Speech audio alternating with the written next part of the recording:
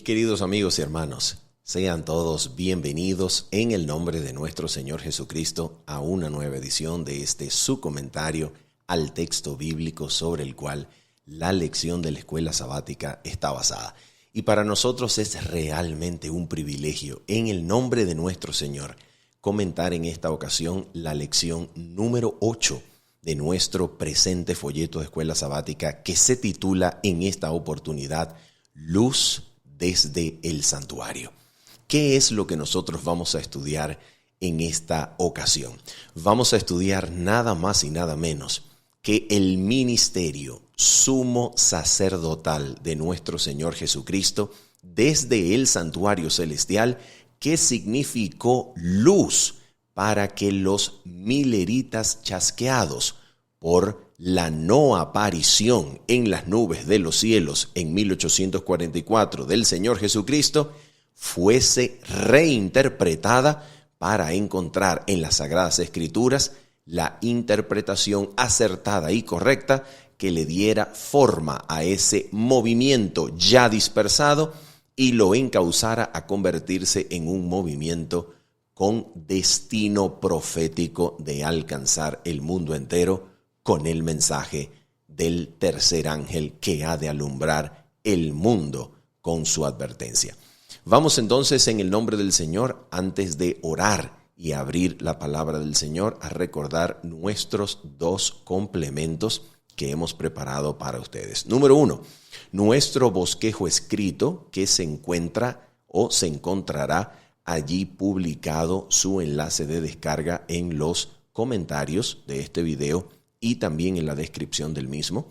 Y juntamente con nuestro bosquejo escrito, usted tendrá también, en el nombre del Señor, nuestro complemento totalmente en vivo que realizamos cada día de sábado a las 7:30 de la mañana, hora local de Venezuela. Venga y estudie con nosotros en vivo y aprovechemos de crecer juntos en la gracia de nuestro Señor.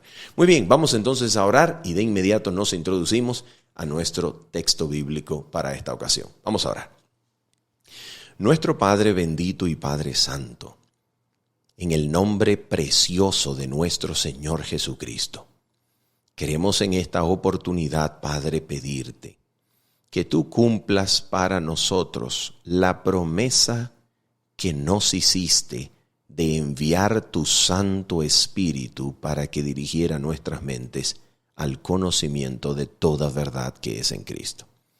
No somos capaces, Señor, por nosotros mismos de interpretar acertadamente tu palabra, pero te pedimos en esta ocasión que tu Espíritu pueda guiarnos, que Cristo pueda brillar en tu santa palabra delante de nosotros y al contemplarlo, Señor, podamos ser transformados de gloria en gloria.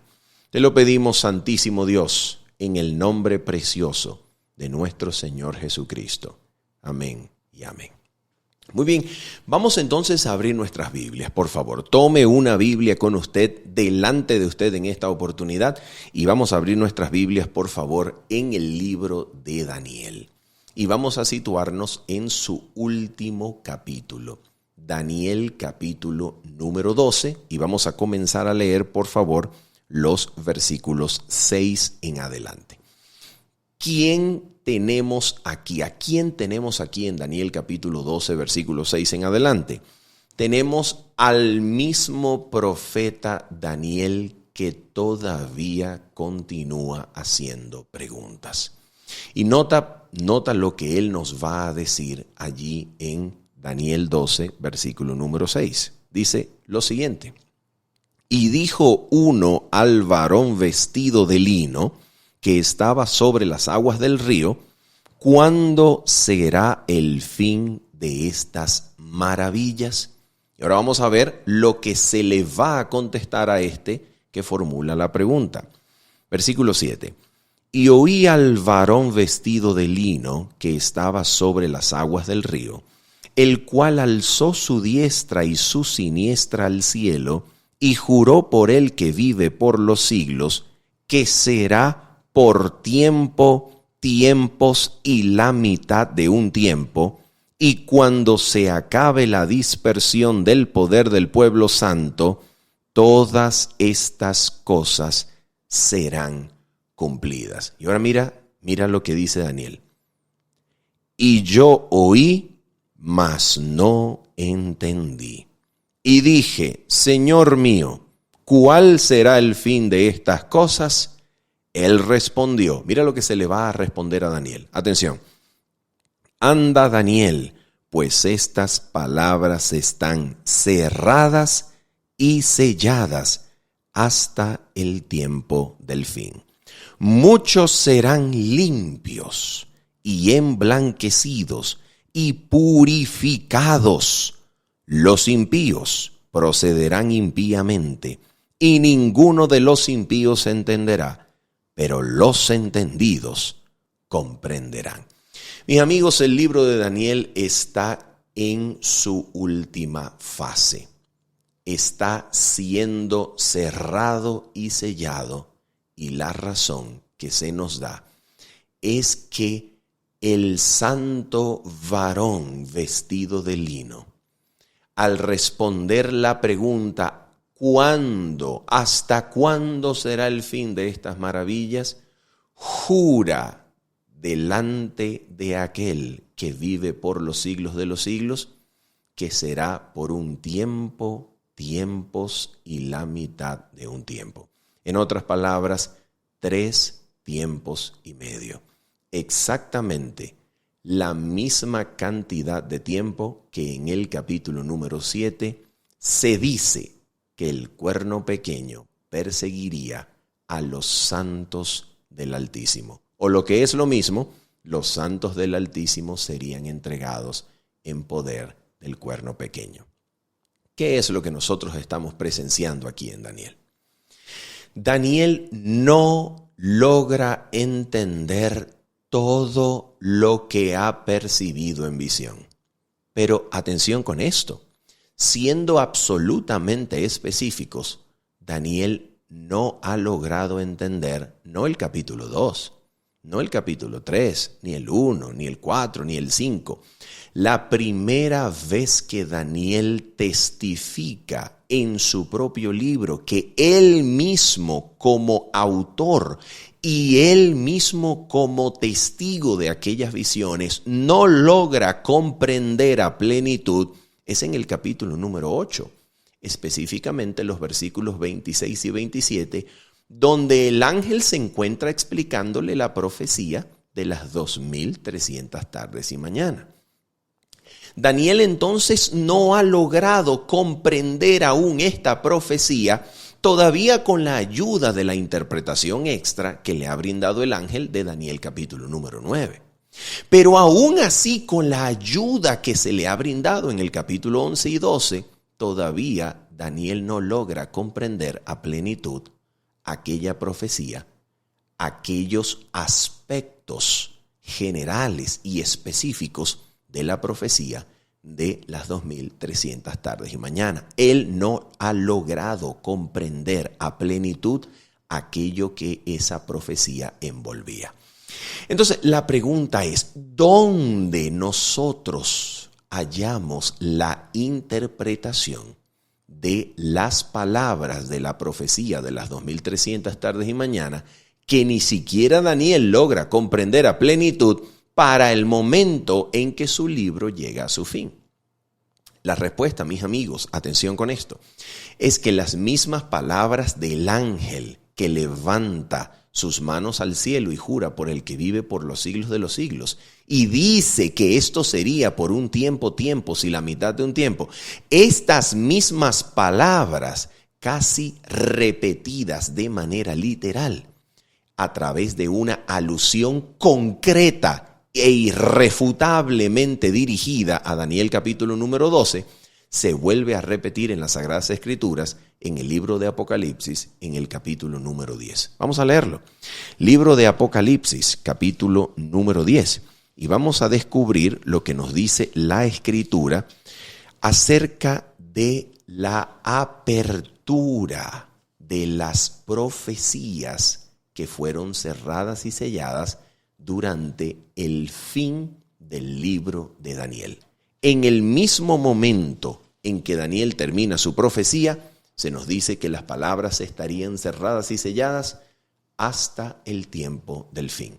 Si se combina eso con la anterior referencia a tiempo, que se dijo que sería por tiempo, tiempos y la mitad de un tiempo, podemos decir que según, en armonía con el argumento interno, coherente y único de la Sagrada Escritura entre Daniel y Apocalipsis, por lo menos estas palabras, las palabras que Daniel no entendía de la profecía de las 2300 tardes y mañanas, por lo menos estarían cerradas hasta que llegase el cumplimiento de esos 3 tiempos y medio.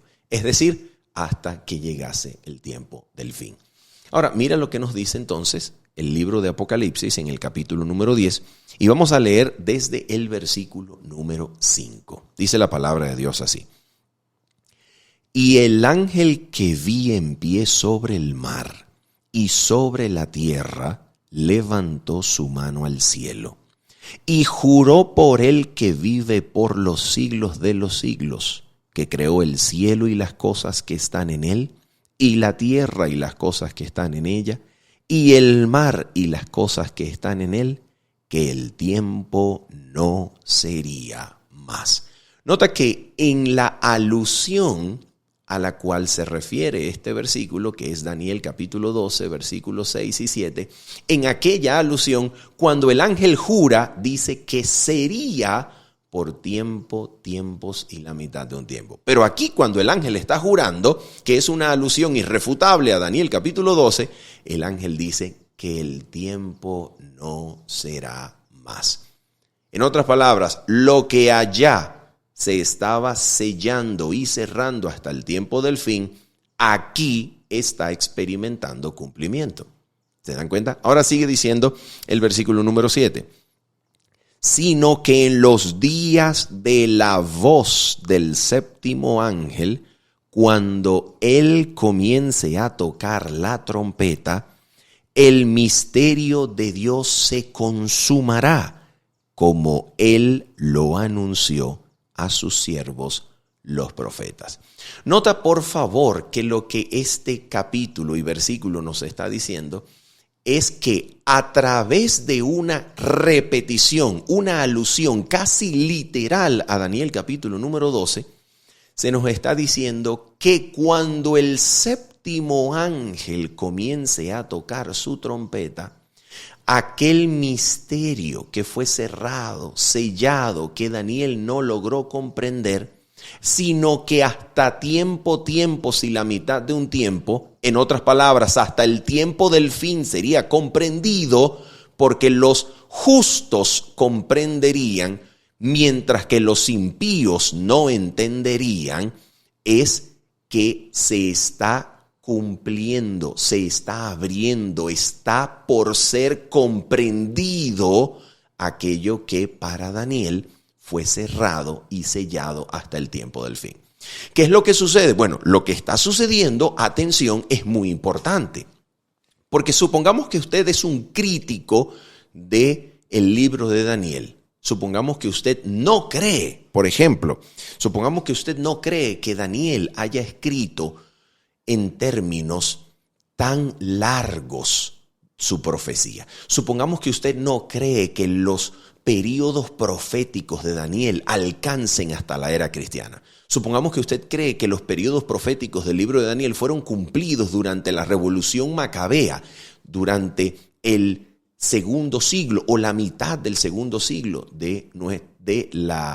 antes de Cristo. Supongamos que usted entonces no crea que las profecías de Daniel alcanzan la era cristiana. Aquí usted tiene un grandísimo problema que explicar. ¿Y cuál es el problema? Que un autor del Nuevo Testamento que está escribiendo su libro de manera comprobada e histórica para el final del siglo I de nuestra era, vamos a colocar alrededor del año 90 después de Cristo, para este autor las palabras del libro de Daniel aplican por lo menos al tiempo de la escritura de su libro, es decir, alrededor del año 90 después de Cristo. ¿Cómo es que para este autor que está escribiendo alrededor del año 90 después de Cristo, las palabras de Daniel y los tiempos proféticos de Daniel todavía siguen siendo relevantes para él y para la comunidad a la cual él se dirige. Mis amigos, aquí estamos ante la presencia de una evidencia bíblica, de una evidencia que procede de la unidad coherente de la misma palabra de Dios, que las profecías de Daniel por lo menos se extienden en relevancia hasta la época apostólica. Y si nosotros somos coherentes con este argumento, entonces necesitamos concluir que los 3 tiempos y medio que anunciaba el ángel al cerrar y sellar las profecías de Daniel en Daniel capítulo número 12, son los 1260 días o 42 meses que vamos a encontrar en el mismísimo siguiente capítulo, que es Apocalipsis capítulo número 11. En otras palabras, los tiempos que el libro de Daniel y sus profecías estarían cerradas y selladas son tiempos que alcanzan la era cristiana hasta acompañar al pueblo que llega al tiempo del fin, cuando se cumple los 1260 días, los 42 meses o los 3 tiempos y medio anunciados en Daniel 7:25 y en Daniel capítulo número 12. En otras palabras, sería durante el tiempo del fin, posterior al cumplimiento de los 1260 años literales, cronológicos, que el libro de Daniel, en aquellas partes de su profecía que no había sido logrado comprender, sería comprendido. Y si nosotros colocamos los 1260 días durante la Edad Media, cuando el pueblo de los santos del Altísimo sería entregado al poder del cuerno pequeño, entonces estamos en presencia de un argumento histórico para decir y concluir que las profecías de Daniel capítulo número 8, que no habían sido logradas comprender ni siquiera por el mismo autor del libro, estamos diciendo que serían comprendidas después de 1798, cuando acabase la persecución, la dispersión del pueblo santo. ¿Y qué es lo que anuncia el ángel? ¿Qué es lo que anuncia el ángel de Apocalipsis 10? Que durante la voz del séptimo ángel, cuando él comience a tocar su trompeta, entonces el misterio de Dios será consumado, como él lo había prometido a sus siervos los profetas. Vamos entonces a mirar lo que sucede cuando el séptimo ángel toca su séptima trompeta, a ver qué es, a dónde se nos dirige la vista, a ver en qué punto del universo se promete dar respuesta oportuna a aquellas cosas que no habían sido comprendidas del libro de Daniel. Mira lo que nos dice. Vamos a leerlo, Apocalipsis capítulo número 11, versículo número 15 en adelante. Leamos juntos, dice la palabra de Dios. Y el séptimo ángel tocó la trompeta, y hubo grandes voces en el cielo que decían: los reinos del mundo han venido a ser de nuestro Señor Jesucristo y de su Cristo, y Él reinará por los siglos de los siglos. Y los 24 ancianos que estaban sentados delante de Dios en sus tronos se postraron sobre sus rostros y adoraron a Dios, diciendo: te damos gracias, Señor Dios Todopoderoso, el que eres y que eras y que has de venir, porque has tomado tu gran poder y has reinado. Y se airaron las naciones, y tu ira ha venido, y el tiempo de juzgar a los muertos, y de dar el galardón a tus siervos los profetas, a los santos y a los que temen tu nombre, a los pequeños y a los grandes, y de destruir a los que destruyen la tierra. Y atención, mira esto. Y el templo de Dios fue abierto en el cielo. y el arca de su pacto se veía en el templo. Y mira lo que va a decir aquí. Y hubo relámpagos, voces, truenos, un terremoto y grande granizo. Pregunta. Cuando el séptimo ángel toca su trompeta, que según el santo varón de Apocalipsis 10, sería el momento cuando el misterio de Dios se consumaría como Él lo había anunciado a sus siervos los profetas, es decir, a Daniel, capítulo número 12, cuando le dice que cierre y selle las palabras de este libro hasta que venga el tiempo del fin. Cuando el séptimo ángel cumple eso al tocar su trompeta, la pregunta es, ¿hacia dónde se fija la mirada del universo? ¿Qué cosa es lo que se abre en el cielo? ¿A dónde se posiciona el autor del Apocalipsis? ¿Cuándo va a cumplir las palabras del ángel de Apocalipsis capítulo 10? Que aperturan, que cumplen, que traen a realidad lo anunciado en Daniel capítulo número 2. ¿En qué lugar se sitúa el autor? Nada más y nada menos que en el santo templo de Dios abierto en el cielo. Y no es cualquier lugar. El texto dice, y el templo de Dios fue abierto en el cielo. Y la palabra griega que utiliza para templo no es la palabra tradicional y esperada hierón, sino que es la palabra griega naos, que quiere decir el lugar más santo e interior del templo, el lugar santísimo. Nota que es en el lugar santísimo donde se va a resolver el misterio que fue cerrado y sellado, que Daniel no pudo comprender y sobre el cual se atrevió a preguntar en Daniel capítulo 12, versículo número 8. Y se le dijo que cuando llegase el tiempo del fin, muchos serían limpiados y purificados. Los impíos no entenderían, pero los justos comprenderían. Oh, mis amigos, según el toque de la trompeta número 7 en Apocalipsis capítulo número 11, aquellos misterios no comprendidos por el profeta Daniel, que específicamente provienen del capítulo número 8, versículos 26 y 27, cuando Daniel testifica que no había logrado comprender a cabalidad la profecía referente a las 2300 tardes y mañanas. Estos misterios serían revelados desde el lugar santísimo del santuario celestial en el tiempo del fin. Y eso, mis amigos, es exactamente lo que le acontece a algunos mileritas que continuaron en la investigación bíblica para descubrir el error de su interpretación. Nota que históricamente el grupo de los mileritas hubo reacciones diversas a lo que fue la grandísima decepción y el gran chasco de que en 1844 Jesucristo no vino a la tierra. Hubo varias reacciones.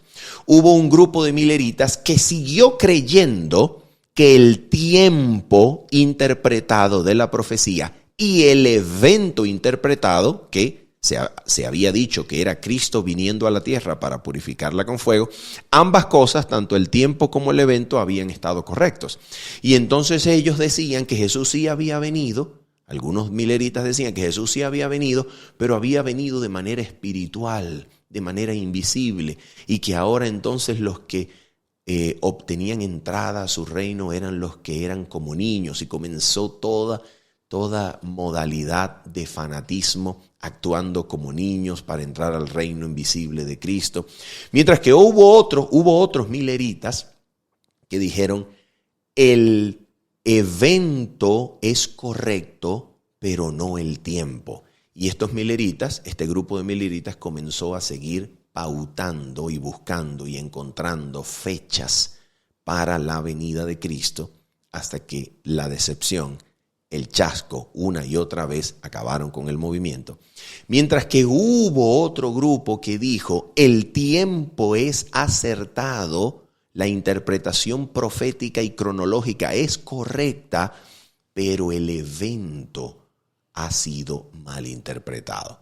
Y entonces dentro de este grupo de mileritas se encontraba quienes llegaron a pensar y a darse cuenta en la Sagrada Escritura que la interpretación de el santuario será purificado no se refería a Cristo viniendo a la tierra para purificarla con fuego, sino que se refería al santuario abierto en el cielo, según Apocalipsis capítulo número 11. Y ese santuario celestial era el lugar al cual se refería la profecía de Daniel capítulo 8, versículo número 14, al decir que el santuario sería purificado.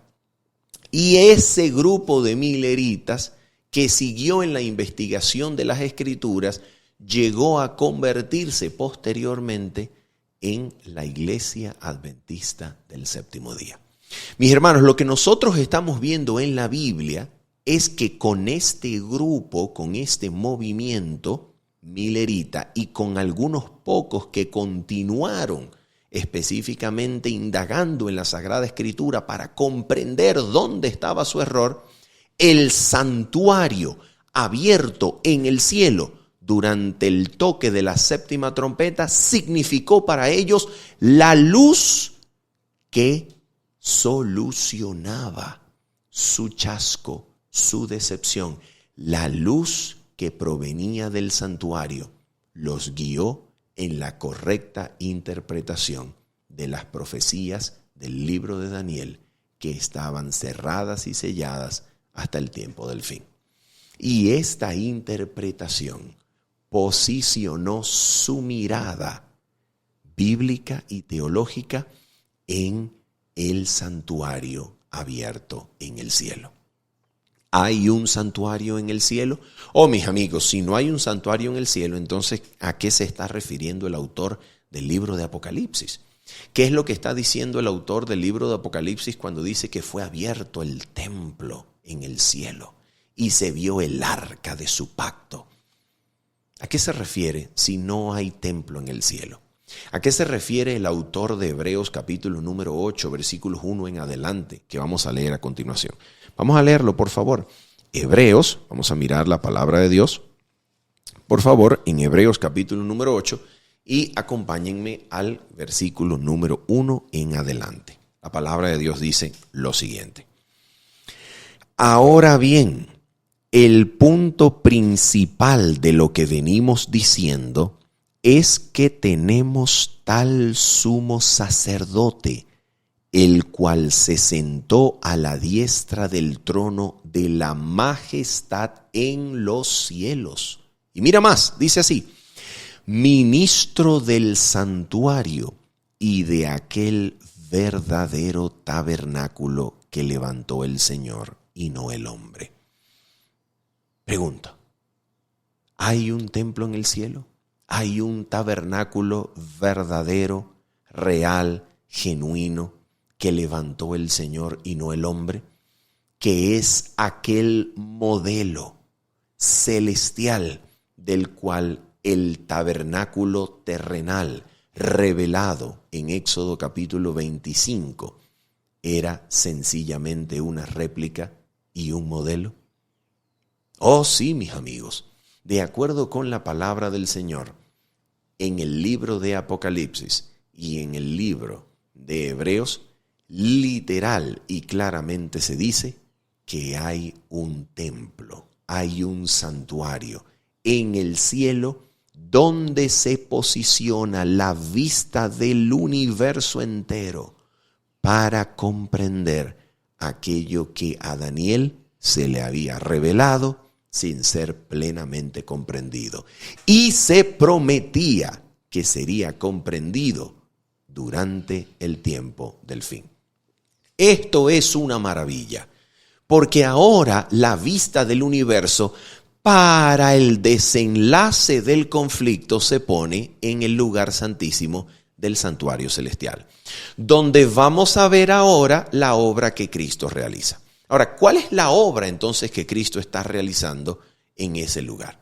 Muy bien, para comprender la purificación del santuario que se prometía al fin de las 2300 tardes y mañanas en Daniel capítulo número 8, nosotros debemos recordar que el libro de Daniel está agrupado y está ordenado no en una sucesión cronológica de eventos en donde cada capítulo sigue históricamente el cumplimiento del anterior y así sucesivamente, sino que el libro de Daniel está ordenado de manera en la que las visiones proféticas, por ejemplo, las visiones proféticas y apocalípticas del capítulo número 2 de Daniel, son recapituladas por las visiones proféticas del capítulo número 7, en donde la culminación de las visiones proféticas de Daniel 2, Daniel 7, Daniel 8 y Daniel 12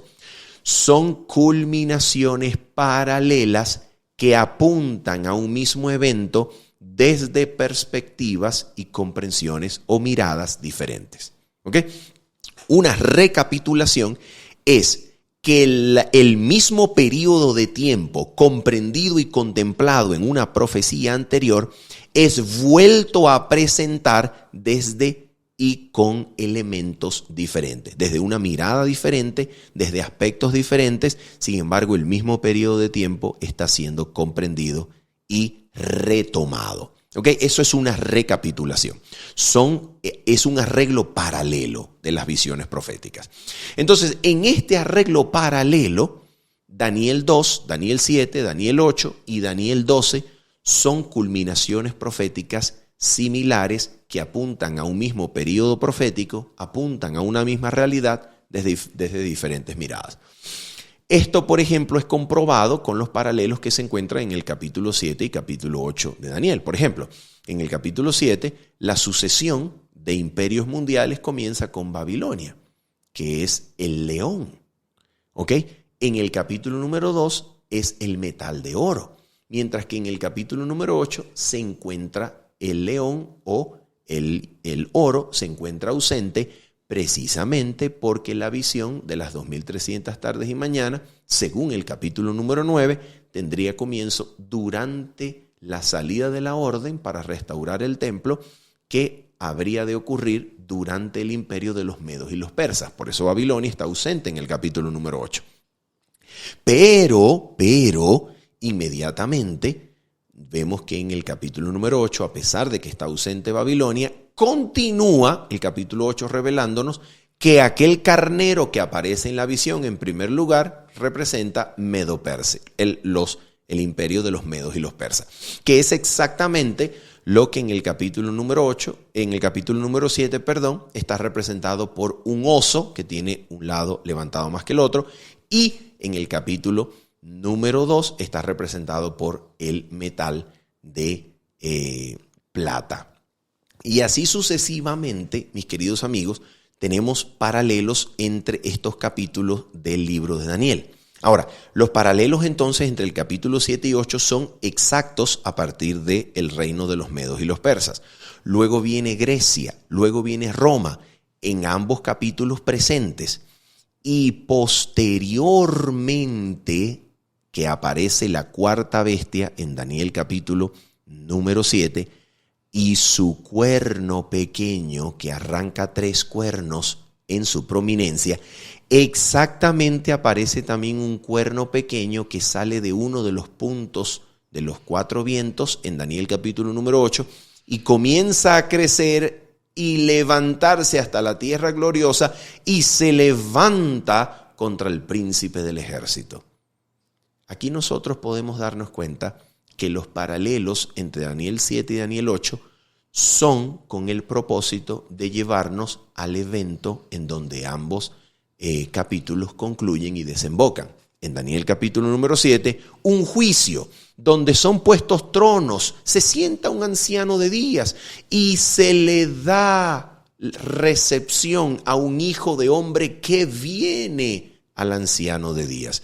Mientras que en Daniel capítulo número 8, el evento culminante hacia donde desemboca la visión es la purificación, restauración, vindicación, justificación del santuario. ¿Y qué cosa es eso?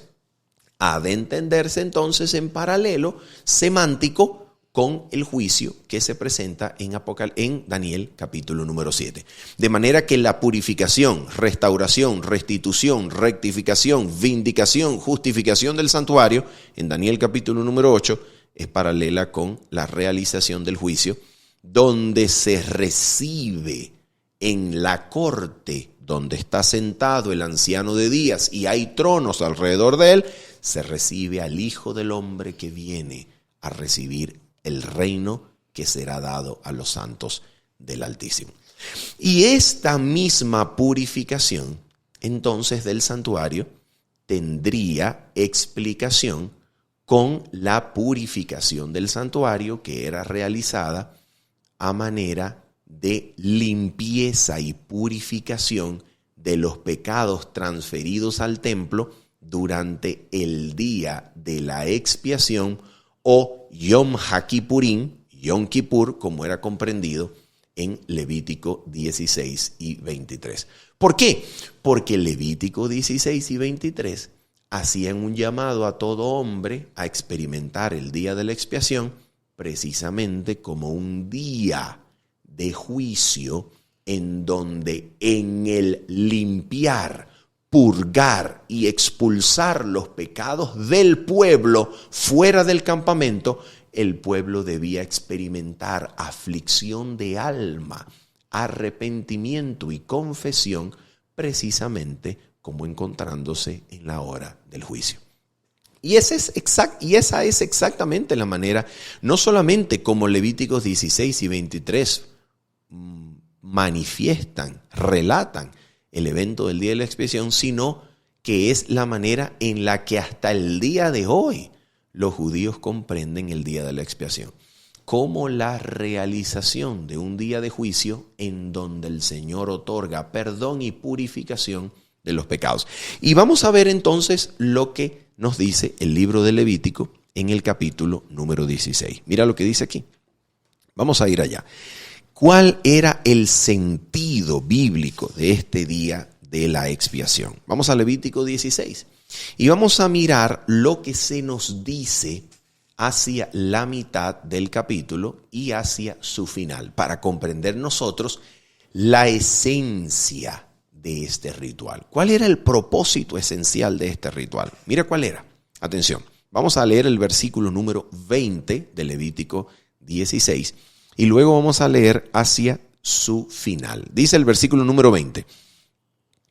Cuando hubiere acabado de expiar el santuario y el tabernáculo de reunión y el altar, el versículo número 32 añade, y el pueblo, el pueblo que estaba también siendo purificado, el versículo 33, lo añade, dice así el versículo número 20, hará traer el macho cabrío vivo y pondrá a Aarón sus 2 manos sobre la cabeza del macho cabrío vivo y confesará sobre él todas las iniquidades de los hijos de Israel, todas sus rebeliones y todos sus pecados, poniéndolos así sobre la cabeza del macho cabrío, y lo enviará al desierto por mano de un hombre destinado para ello. Versículo 22, atención.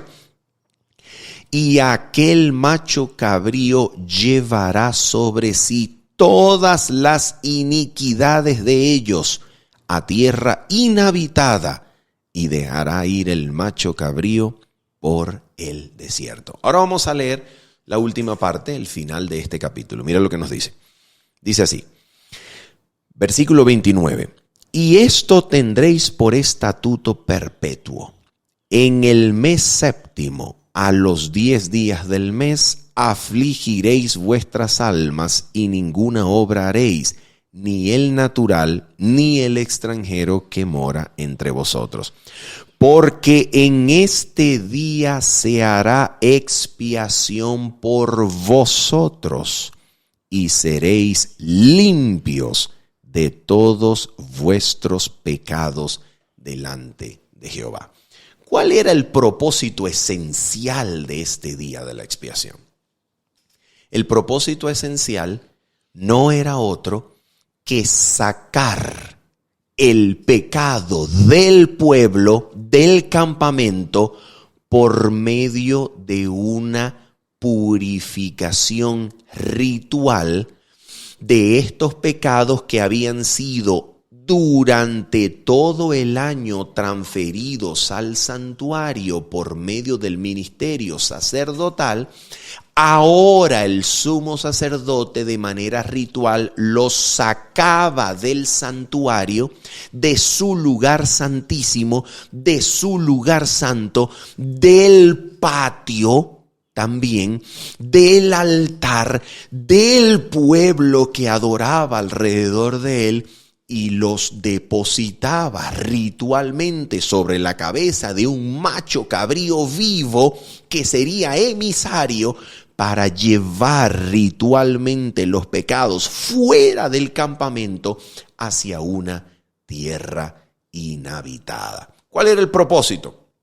Mis amigos, el propósito era limpiar al pueblo de pecado, sacar el pecado fuera, separar al pueblo del pecado que había sido cometido y contado en los registros del santuario en contra de ellos. Ese era el propósito.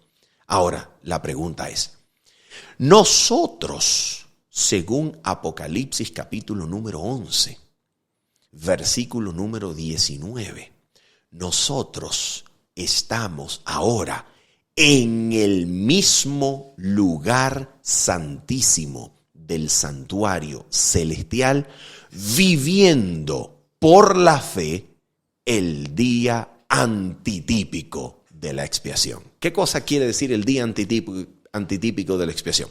Nosotros entonces, según Daniel capítulo número 8, versículo 14, explicado por Apocalipsis capítulo número 11, nosotros estamos en la plena realización de aquel evento llamado purificación del santuario, llamado juicio en Daniel capítulo número 7, que Apocalipsis 11 posiciona en el lugar santísimo, en el naos del templo de Dios, en el lugar santísimo donde se encuentra el arca de su pacto.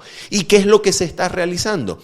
Se está realizando la purificación de los pecados que han sido transferidos, depositados en el santuario celestial por medio del ministerio sumo sacerdotal de Jesucristo. Pero atención, si el propósito del día antitípico de la expiación debe ser comprendido a la luz del típico día de la expiación de Levítico número 16, entonces el propósito esencial de esta purificación no es sencillamente dejar limpio el santuario y sus registros de pecados, sino es purificar, limpiar, separar del pecado al pueblo. Y eso es exactamente lo que nos dice el libro de Hebreos que Jesucristo quiere hacer con nosotros. Vamos a leerlo. ¿Dónde lo leemos? Vamos a leer Hebreos capítulo número 10.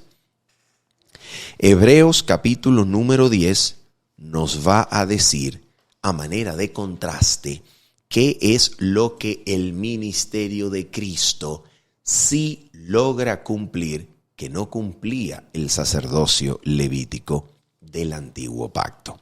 ¿Qué es lo que el ministerio de Cristo sí es capaz de hacer por nosotros?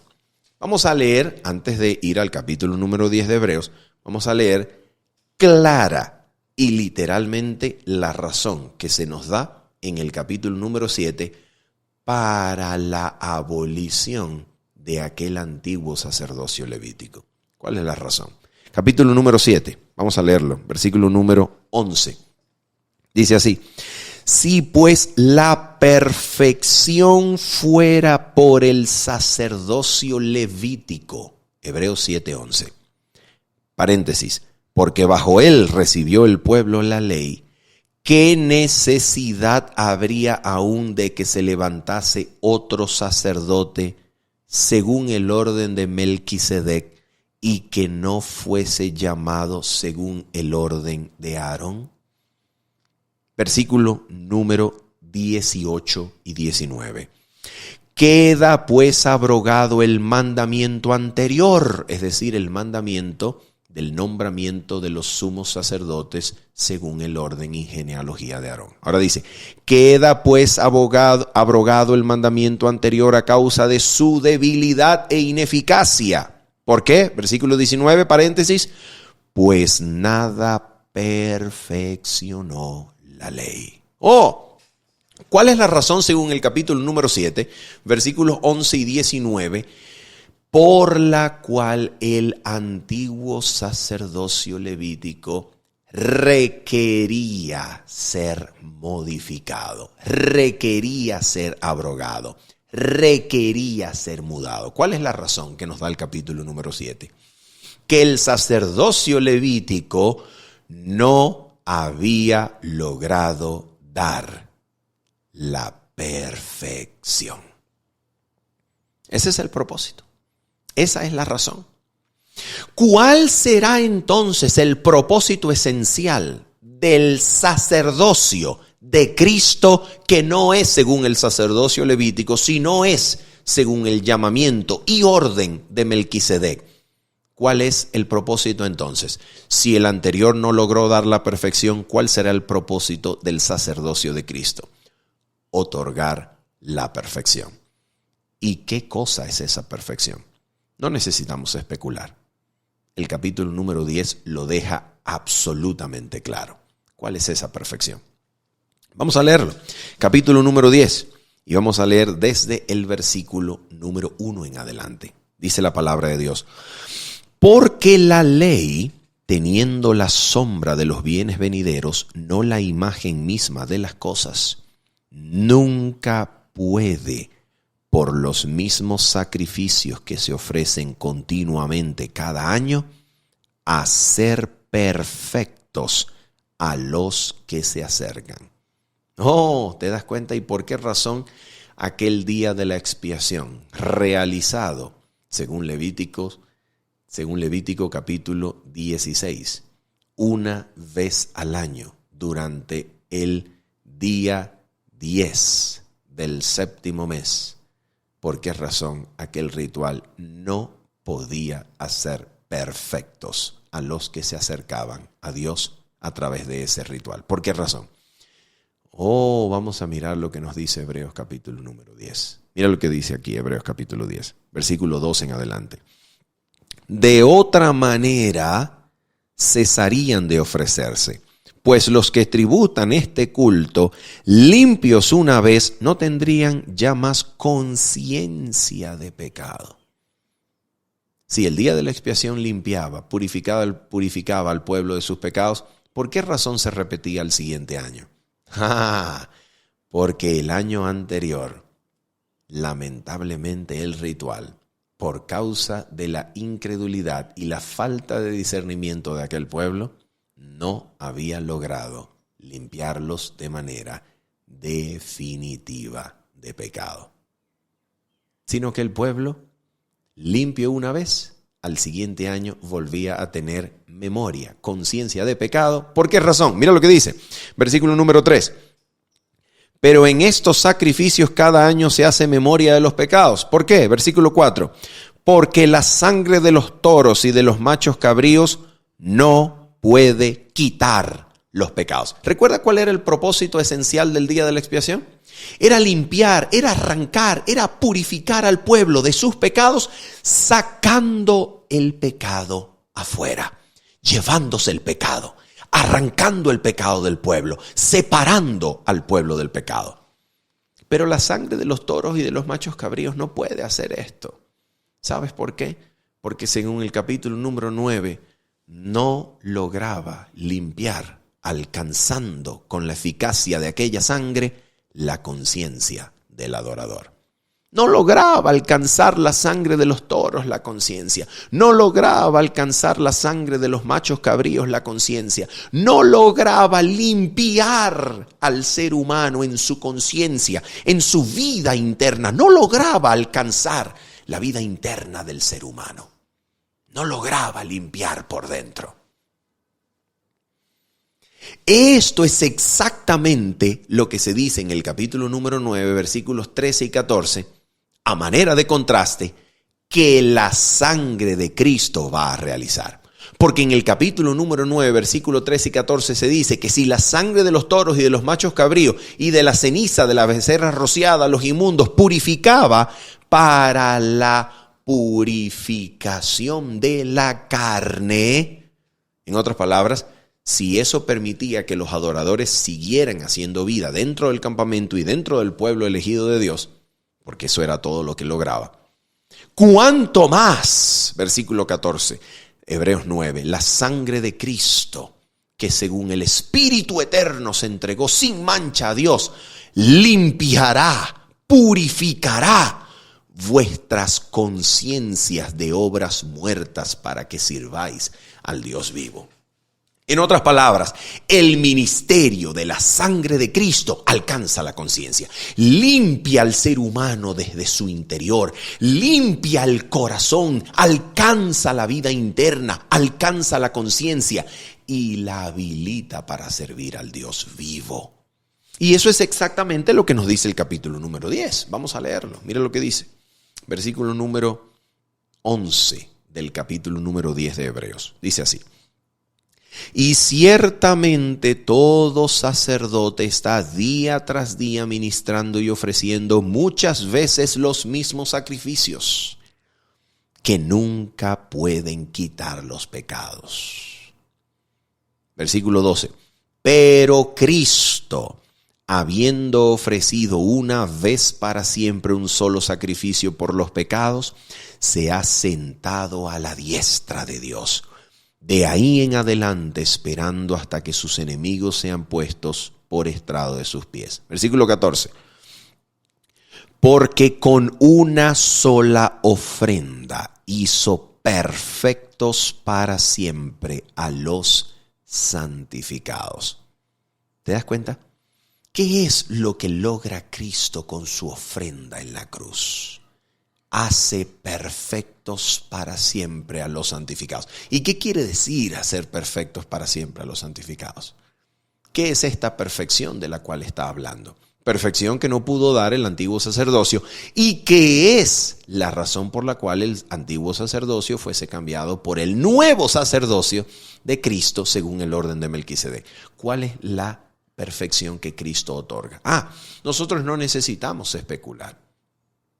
Porque el siguiente versículo nos lo dice. Porque el versículo 14 termina diciendo, porque con una sola ofrenda hizo perfectos para siempre a los santificados.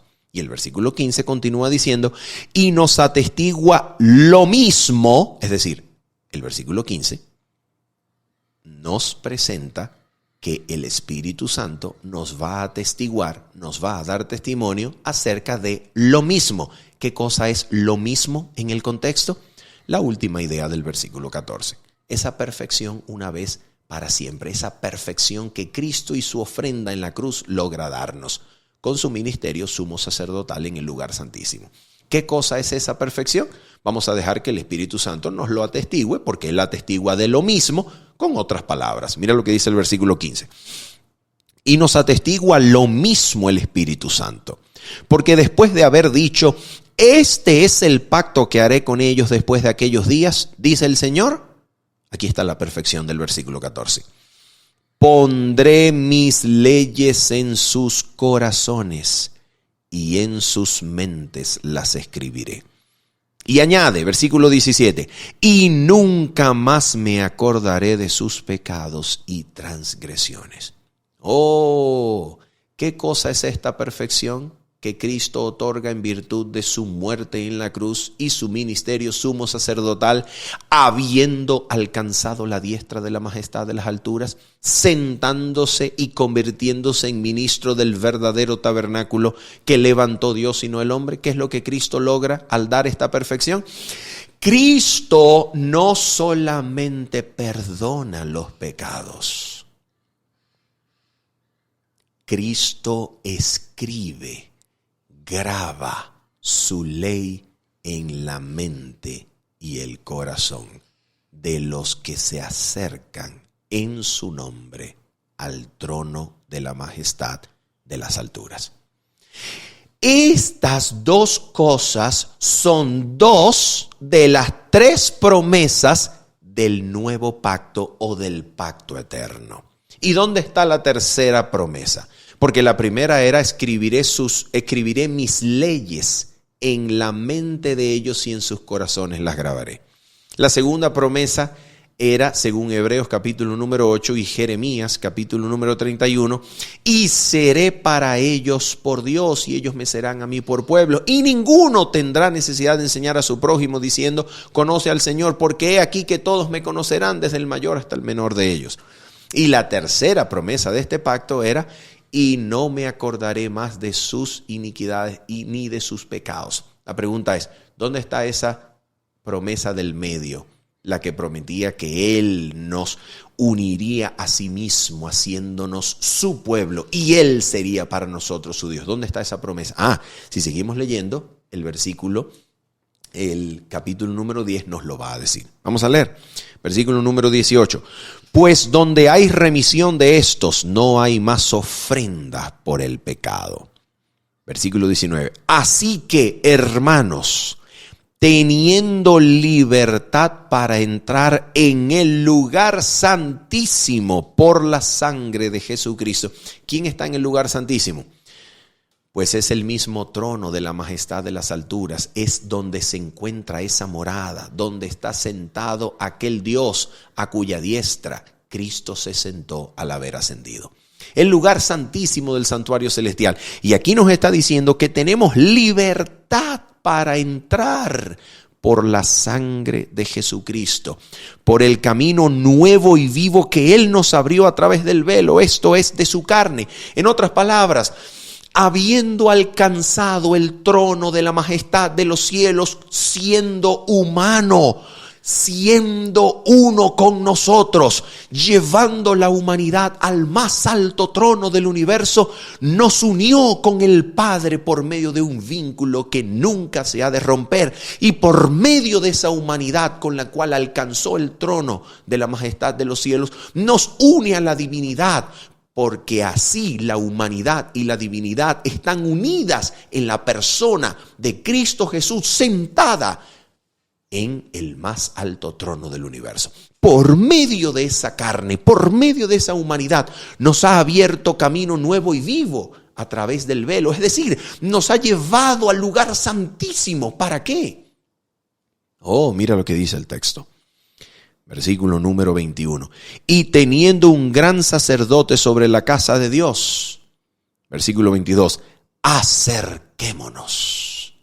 Lo mismo del capítulo número 4, versículo 15 en adelante. Acerquémonos al trono de la gracia para hallar ayuda oportuna para el socorro. Mira lo que dice el versículo 22. Acerquémonos. ¿A dónde nos vamos a acercar? Al lugar santísimo del santuario celestial, donde Cristo nos ha invitado a ir por el camino nuevo y vivo que nos ha abierto. Por la fe nos acercamos al lugar santísimo del santuario celestial, donde Él se encuentra. ¿Y cómo espera Cristo que nos acerquemos? Mira cómo. Versículo 22. Acerquémonos con corazón sincero, en plena certidumbre de fe. Escucha esto. Purificados los corazones de mala conciencia y lavados los cuerpos con agua pura. ¿Te das cuenta lo que esto significa?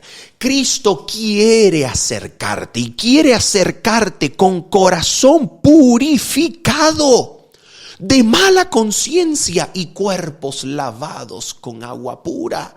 Esto quiere decir que Cristo quiere presentarnos en el lugar santísimo como limpios, como purificados. ¿De qué cosa? Del pecado, que era aquello que la sangre de los toros y de los machos cabríos no lograba quitar. Ahora Cristo, por su ministerio sumo sacerdotal, puede quitar de nosotros, de la conciencia, los pecados. Puede limpiarnos del pecado, puede lavarnos completamente, lavando nuestros cuerpos, lavando los corazones de mala conciencia, lavando todo nuestro ser y presentarnos limpios con la ley de Dios escrita en la mente y en el corazón, con los pecados perdonados y en comunión tan íntima y genuina y real con Dios que el pecado ya no sea practicado, ni vivido, ni participado por el pueblo que es presentado delante del Dios en el lugar santísimo, limpio, purificados de todo pecado.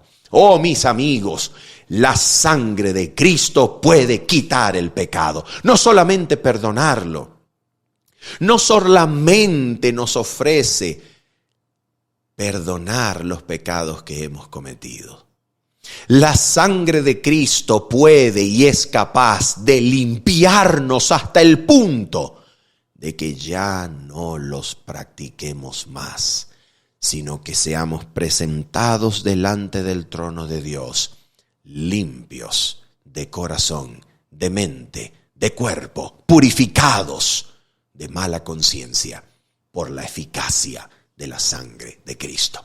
El dominio del mal es así quebrantado. La esclavitud del pecado es así puesta en libertad, porque ahora quien tiene la experiencia de la purificación que Cristo quiere realizar es capaz de ser presentado limpio y sin pecado delante del trono de Dios. De eso se trata la obra que Cristo quiere realizar durante el día antitípico de la expiación.